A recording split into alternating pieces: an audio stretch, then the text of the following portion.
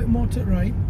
As we're following the road round, look round the corner of where you're actually travelling. So reduce your speed a little so you can see around the corner as well. That's it.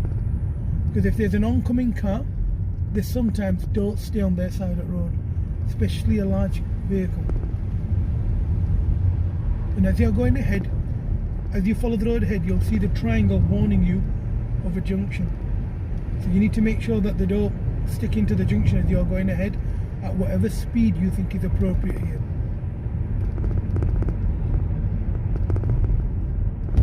And usually while you're travelling along this road, you'll come across cyclists.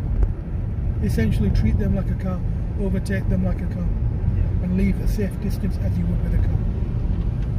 Bit more to read.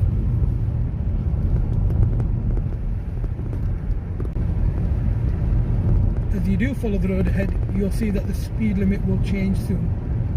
When it does, make sure you're going below that speed limit as you're going into that area.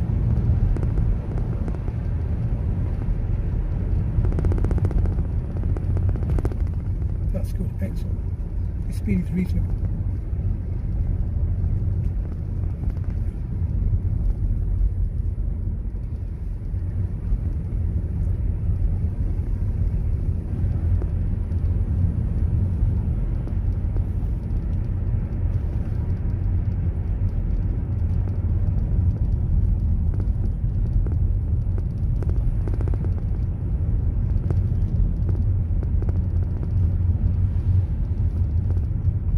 Still classed as Cookridge? Oh no, Bramall.